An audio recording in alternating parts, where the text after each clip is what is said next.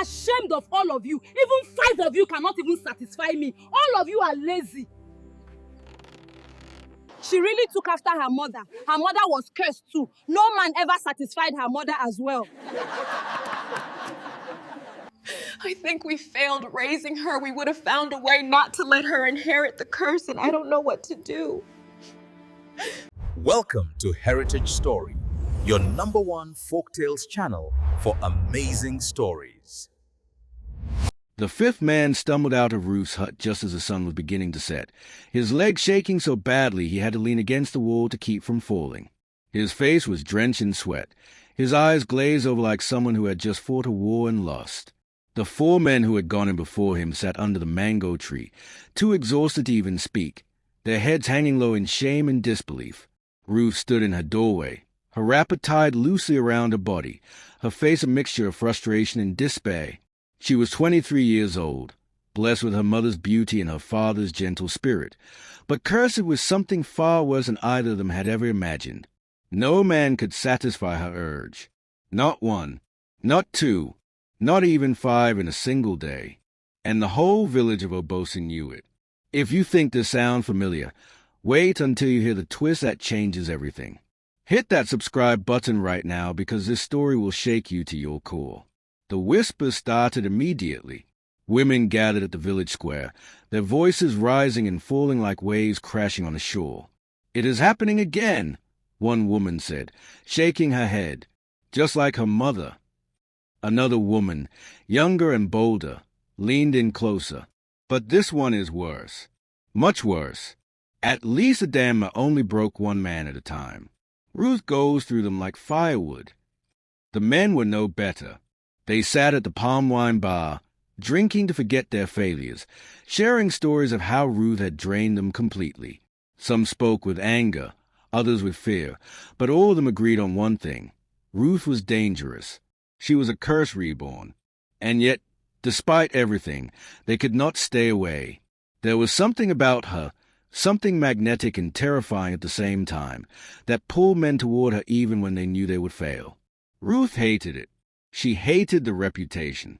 She hated the looks. Most of all, she hated herself.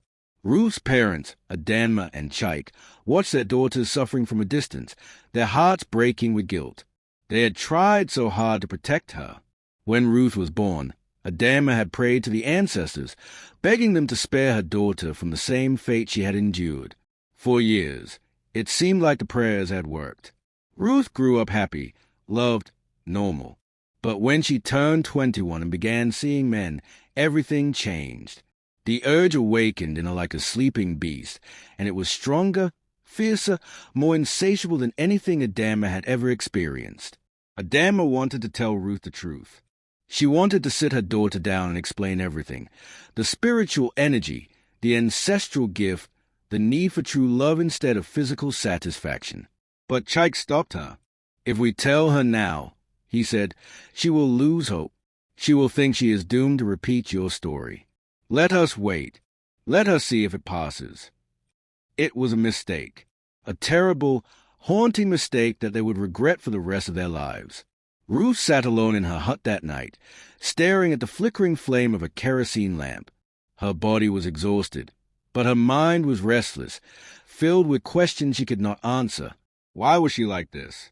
What was wrong with her? She had tried everything. She had prayed. She had fasted. She had even gone to see a herbalist in a neighboring village, hoping for a cure. But nothing worked. The urge was always there, gnawing at her, demanding something she could not name. She thought about her mother sometimes, wondered if Adama understood what she was going through. But whenever Ruth tried to talk to her, Adama would look away, her eyes filled with a sadness Ruth could not interpret. And her father, strong and kind as he was, seemed just as lost. They loved her, she knew that, but they could not help her. No one could. Ruth pulled her knees to her chest and let the tears fall. She was so tired. Tired of the shame. Tired of the loneliness. Tired of feeling like a monster. Just as Ruth was about to blow out the lamp and surrender to another sleepless night, she heard a knock at her door. She froze. Who would come to her at this hour? Another man, hoping to prove himself where others had failed? She almost did not answer. But then the knock came again, softer this time, almost hesitant. Ruth stood up, wrapped her cloth tighter around her body, and opened the door. Standing there was an old man she had never seen before. He was thin and bent with age, his skin dark and wrinkled like dried leather, his eyes sharp and knowing. He wore a faded wrapper around his waist and carried a wooden staff carved with strange symbols. "Ruth," he said, his voice raspy but strong, "I have been waiting for you to come to me. But since you did not, I have come to you." Ruth stared at him, her heart pounding. "Who are you?" she whispered. The old man smiled, revealing a mouth with only a few teeth left. "My name is Obiora," he said, "and I knew your grandmother. I know what runs in your blood, and I know the man who wants to destroy you because of it." Before Ruth could ask what he meant, Obiora turned and began walking away into the darkness. "Come to the sacred grove tomorrow at dawn," he called over his shoulder, "if you want to know the truth about yourself and about the danger that is coming for you." Ruth stood frozen in her doorway, watching the old man disappear into the night. What truth? What danger? And why did his words fill her with both hope and terror?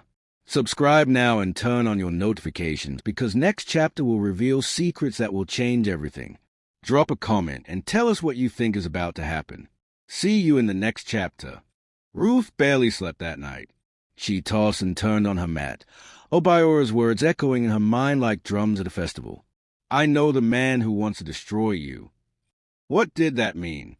Who would want to destroy her? She was already destroyed, broken by her own body's relentless demands, shamed by a village that saw her as a curse. What more could anyone do to her? By the time the first rooster crowed, Ruth was already dressed, wrapping her best blue and white cloth around her body. She told no one where she was going. Not her mother, who would worry. Not her father, who would try to stop her.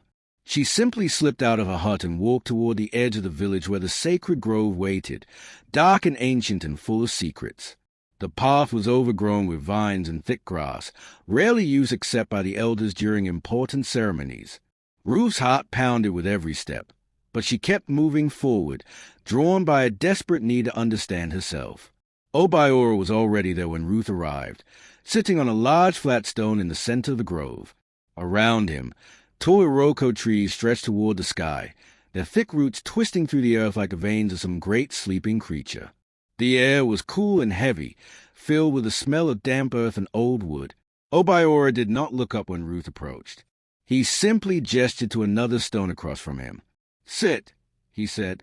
Ruth obeyed, her hands trembling slightly as she lowered herself onto the cold stone.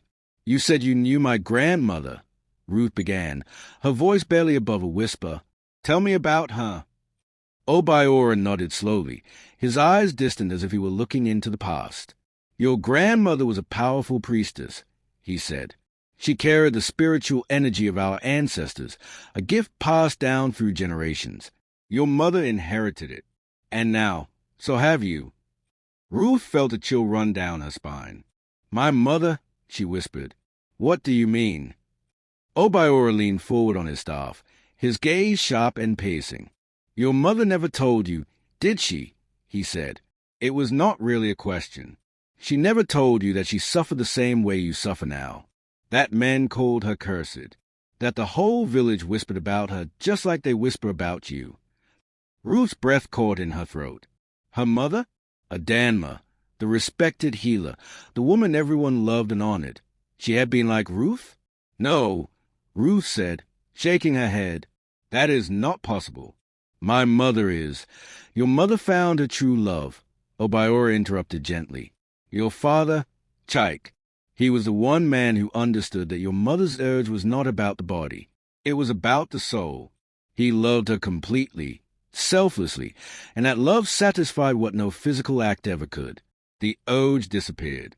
She became whole." Ruth felt tears streaming down her face. All this time, her mother had known. She had understood, and she had said nothing. Why did she not tell me? Ruth cried. Why did she let me suffer alone? Obiora sighed, and for the first time, Ruth saw sadness in his ancient eyes. Because she was afraid, he said. Afraid that if she told you, you would lose hope. Afraid that you would think you were doomed to repeat her pain. She and your father thought they could protect you by keeping silent. But silence, he shook his head slowly, silence is its own kind of curse. Ruth buried her face in her hands, her body shaking with sobs. Everything she had been through, the shame, the confusion, the loneliness, could have been avoided if a parent had just told her the truth, if they had just explained what was happening to her, helped her understand that she was not broken, just searching for something deeper than what those men could give her.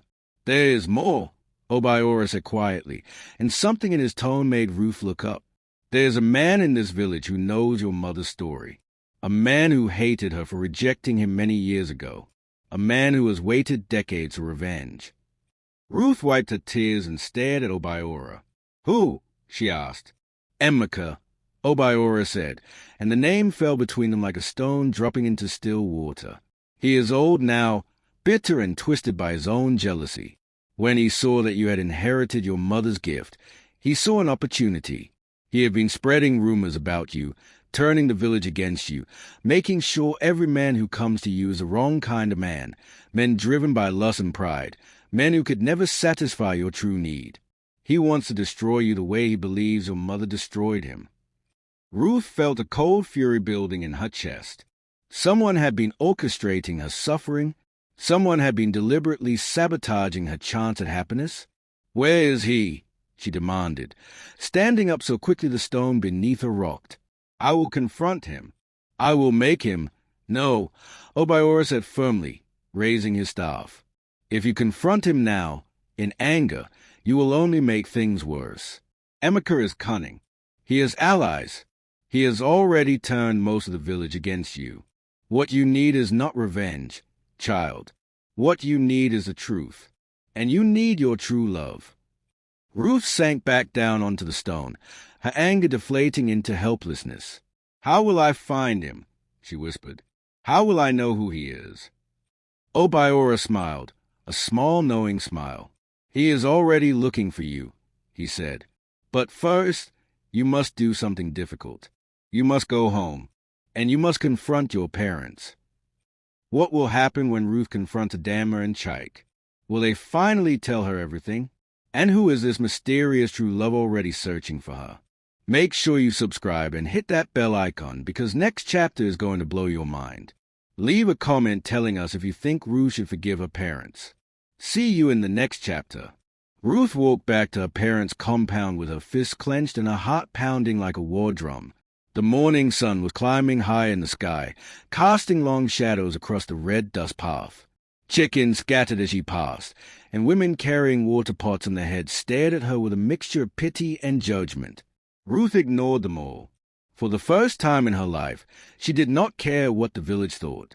She had bigger problems. When she reached the compound, she found her mother, Adama, sitting outside grinding pepper on a flat stone. Adama looked up, and the moment she saw Ruth's face, the grinding stone slipped from her hands. Ruth! Adama said, standing quickly. What is wrong? You look like, why did you not tell me? Ruth interrupted, her voice shaking with barely controlled emotion. Adama froze. Tell you what? But her eyes betrayed her. She knew exactly what Ruth was talking about.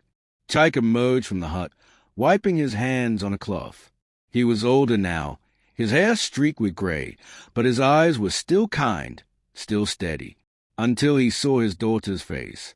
Then those eyes filled with something Ruth had never seen before. Fear! Ruth! Chike said carefully. Whatever you heard, I heard the truth. Ruth said, her voice rising. I heard that Mama suffered the same way I am suffering.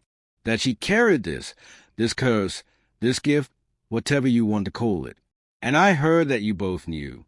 You both knew what was happening to me, and you said nothing. Adama reached for her daughter, but Ruth stepped back. Do not touch me, Ruth said, tears streaming down her face. Do you have any idea what I have been through? The shame? The confusion? I thought I was broken. Mama, I thought something was wrong with me. And all this time, You knew. You could have helped me. You could have explained. But you chose to stay silent. Adama's own tears began to fall. We were trying to protect you, she said, her voice breaking. We thought if we told you, it would make everything worse. We thought maybe, just maybe, you would not have to go through what I went through. We were wrong, Ruth. God knows we were wrong, and I am so sorry. Chike stepped forward, his strong shoulders slumped with regret. Your mother wanted to tell you, he said. I was the one who stopped her. I thought I was being wise, protecting you from unnecessary fear. But I was a fool. We both were. We should have trusted you with the truth from the beginning. Ruth wanted to stay angry. She wanted to hold on to her rage like a shield. But seeing her parents standing there, broken by their own guilt, she felt her anger beginning to crack. These were the same people who had loved her, raised her, given her everything they had. They had made a terrible mistake. Yes, but they had made it out of love, not malice. Before Ruth could respond, a loud commotion erupted from the village square. Shouting, angry voices, the sound of something breaking.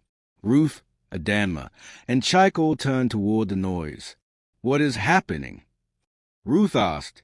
They did not have to wait long for an answer. A young boy, no more than 10 years old, came running toward them, his eyes wide with panic. Ruth, he shouted. Ruth, you need to come quickly. The men are destroying your hut. They say you are a witch. They say you are cursed and you need to leave the village. Ruth's blood ran cold. Adama grabbed her arm.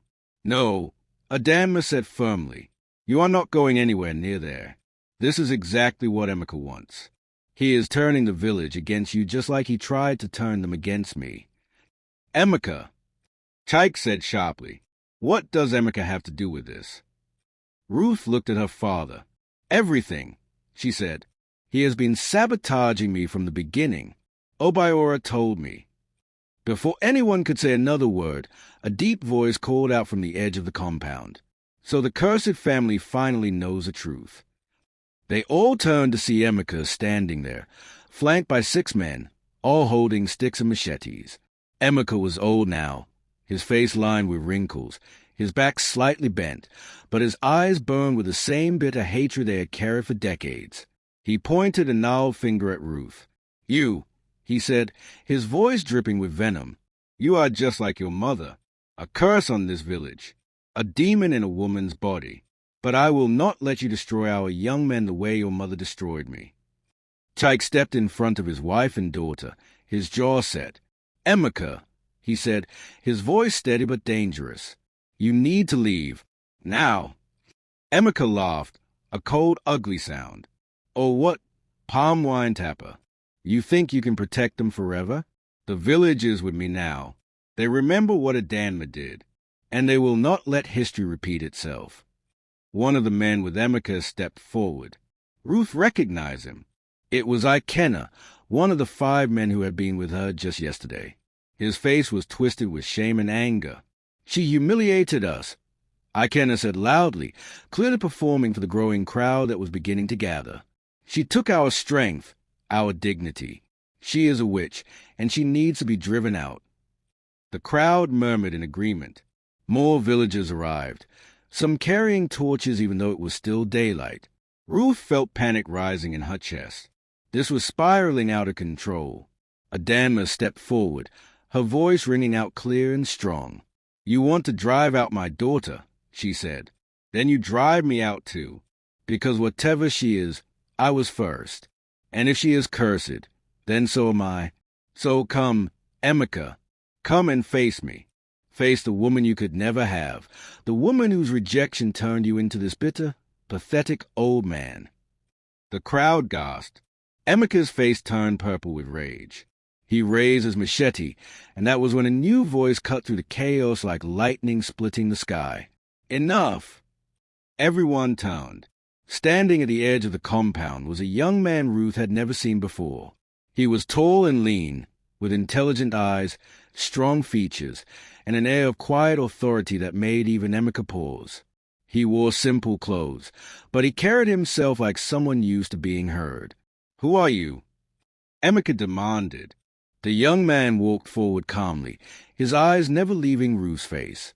"My name is Jubum," he said. "I am a teacher from Enugu.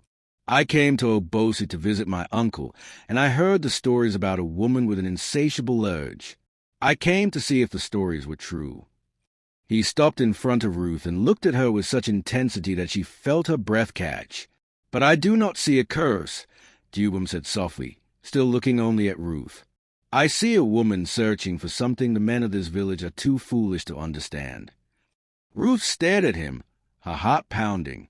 Who was this man? And why did his words feel like the first ray of sunlight after a lifetime of darkness? What happens next will leave you speechless. Jubum's arrival changes everything, but Emeka is not done yet. Subscribe now, hit that notification bell, and drop a comment telling us what you think Jubum's role will be in Ruth's life. Next chapter is coming, and you do not want to miss it. The tension in the compound was so thick you could cut it with a knife. Emeka stared at Jubum with suspicion and rage, his machete still raised. The crowd whispered amongst themselves, confused by the stranger who dared to speak against them. Ruth could not take her eyes off Jubum. There was something about him, something calm and certain, that made her feel like maybe, just maybe, she was not alone anymore. "You know nothing about this woman or this village." Emeka spat at Jubum. "You are an outsider. This does not concern you." Jubum turned to face Emeka fully, and his expression hardened. "It concerns me when I see a mob attacking an innocent woman," he said. "It concerns me when I see cowards hiding their own failures behind accusations of witchcraft. And it especially concerns me when I see an old man using fear to manipulate an entire village because he could not handle rejection 30 years ago." The crowd gasped. No one had ever spoken to Emeka like that. Emeka's face twisted with fury. "How dare you?" he began, stepping forward. But before Emeka could reach Jubum, Chike moved between them, his voice firm. "That is enough, Emeka," Chike said. "You have terrorized my family for the last time. Whatever grudge you hold against my wife, it ends today." Emeka laughed bitterly. "It will never end," he said. "Not until everyone in this village knows what kind of woman Adanma is, what kind of demon blood runs in her family." Adanma stepped forward, her head held high despite the tears on her face. "Then let me tell them myself," she said loudly, addressing the entire crowd. "Let me tell them the truth you have spent decades twisting into lies." The villagers fell silent, leaning in to hear. Adanma took a deep breath. "Yes, I had what they called an urge," she said. "Yes, men came to me and left exhausted, ashamed, broken. But it was not because I was cursed. It was because I carried a spiritual gift from my ancestors, a deep emotional longing that could only be satisfied by true, selfless love." Adanma's voice grew stronger as she continued.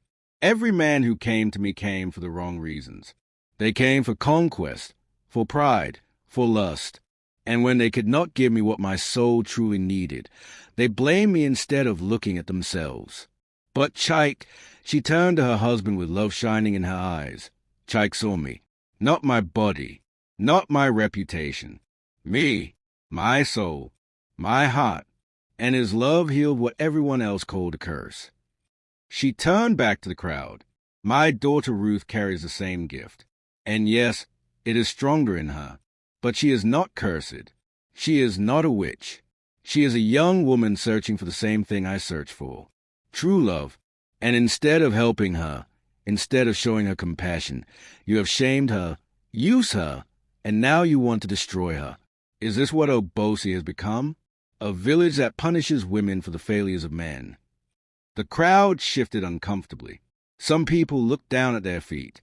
Others whispered to each other. Ruth watched as understanding began to dawn on some faces, while others remained hard and suspicious.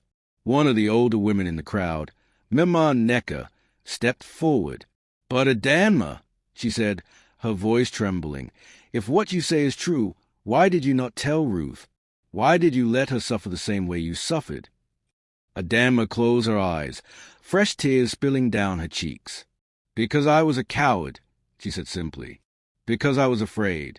I thought if I stayed silent, maybe the gift would pass her by. Maybe she would be spared. But I was wrong, and my silence only made her pain worse. I failed my daughter, and I will carry that regret for the rest of my life. Ruth felt something break open in her chest. All the anger, all the hurt, all the confusion. It began to dissolve as she watched her mother stand there, vulnerable and broken, admitting her mistakes in front of the entire village. Jubum stepped closer to Ruth, his voice low enough that only she could hear. "Your mother is brave," he said, "but you are braver. You survived this without knowing the truth, without understanding what was happening to you. That takes a strength most people will never have." Ruth looked up at him, her eyes searching his face. "Why do you care?" she whispered. "You do not even know me." Jubum smiled, a gentle, warm smile that made Ruth's heart skip. "I know enough," he said. "I know that when I heard the stories about you, I did not hear a curse. I heard a woman who has been betrayed by everyone around her. And I know that when I saw you standing there, facing down that mob, I saw the most courageous person I have ever met." Ruth felt tears sliding down her face, but this time they were not tears of pain. They were tears of relief, of recognition, of hope. Before she could respond, Emeka's voice cut through the moment like a blade. "This is all very touching," Emeka sneered, "but it changes nothing. The girl is still a curse, and as long as she stays in this village, she will destroy our young men. She needs to leave. Tonight." He turned to the crowd. "Who agrees with me?" Several hands went up, not as many as before, but enough to be dangerous. Jubum turned to face the crowd, his voice ringing out clear and strong. "Then I will make you all a proposal," he said. "Give Ruth 1 week. 1 week to prove that she is not cursed. 1 week to find what she is truly searching for. And if she cannot, then I will leave this village with her myself, and you will never see either of us again." The crowd murmured, considering. Emeka's eyes narrowed. "And what makes you think you can help her?" he asked mockingly. "What makes you think you are any different from the 5 men she exhausted just yesterday?" Jubum looked Emeka straight in the eye. "Because I am not here to use her," he said quietly. "I am here to love her." The entire compound fell silent. Ruth's heart stopped. Emeka stared at Jubum in disbelief.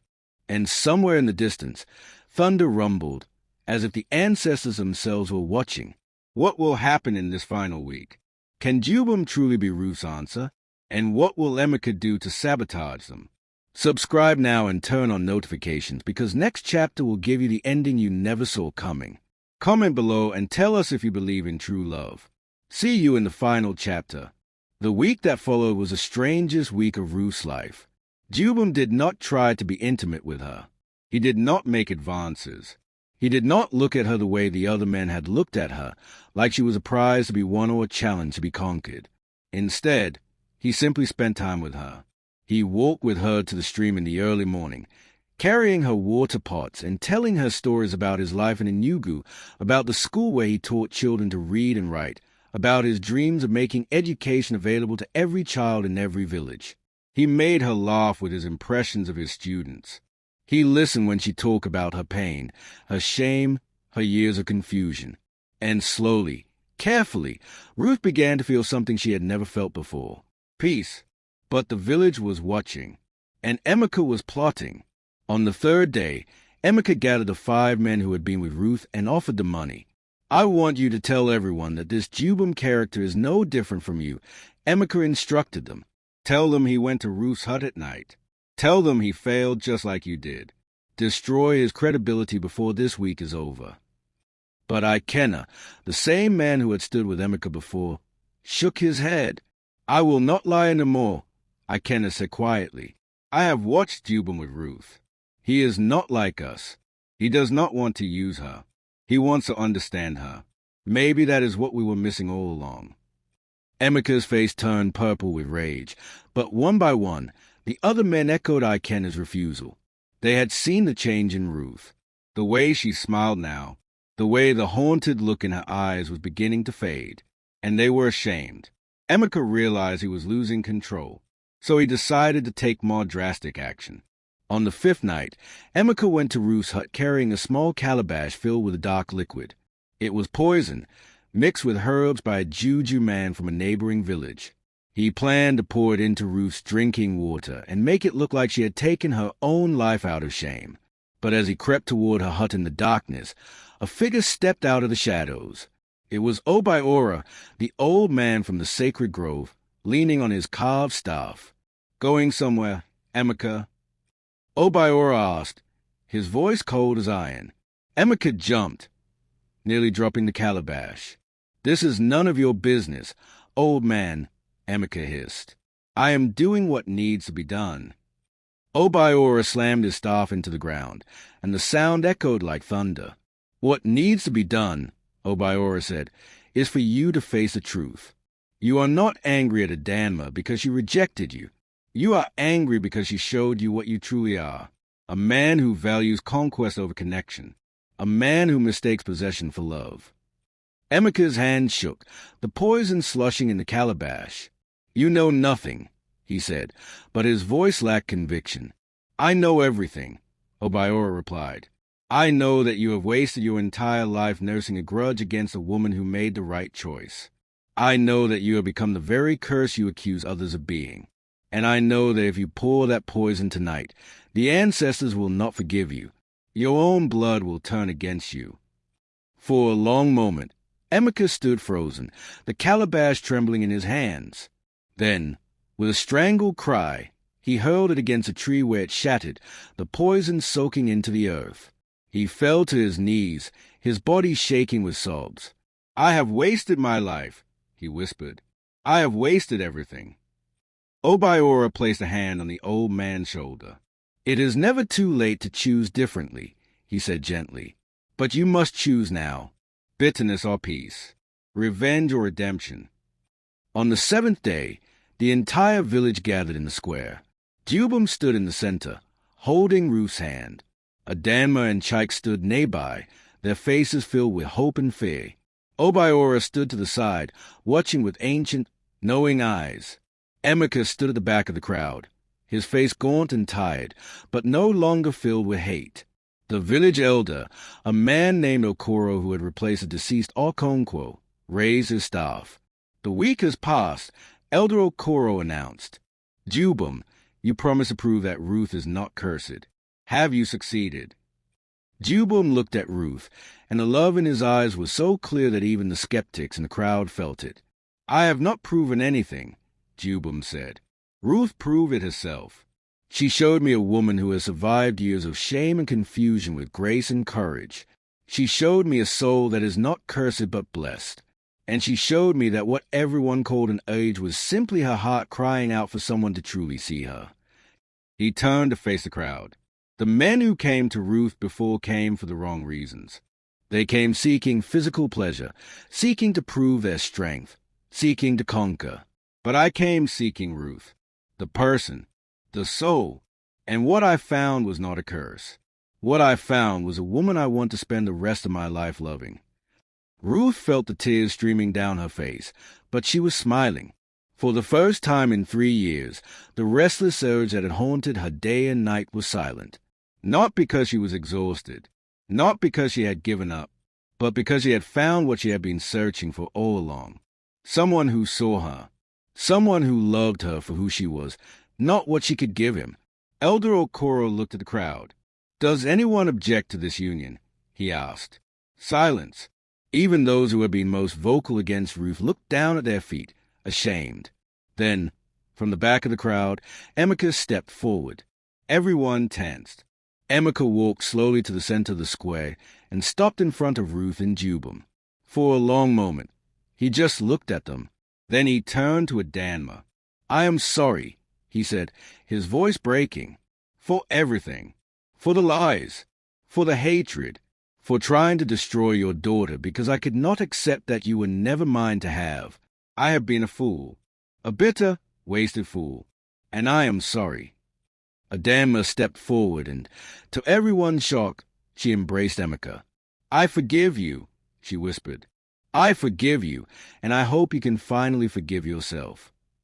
Emeka wept openly, decades of poison finally draining from his soul. The crowd watched in stunned silence as healing happened before their eyes.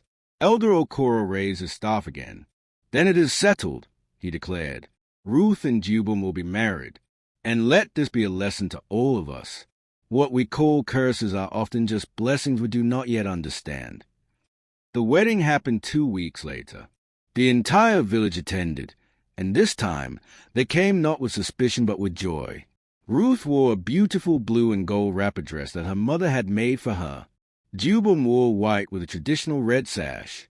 As they stood under the decorated palm frond arch, holding hands and gazing at each other, Adama and Chike wept with relief and happiness. Obiora performed the blessing, calling on the ancestors to protect their union. And when Jubal kissed Ruth, the entire village erupted in cheers and celebration.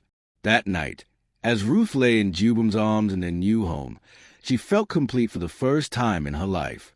The urge was gone, not suppressed, not ignored, but truly, deeply satisfied, because Jubal had given her what no other man could. He had seen her soul. He had loved her wholly, and that was all she had ever needed.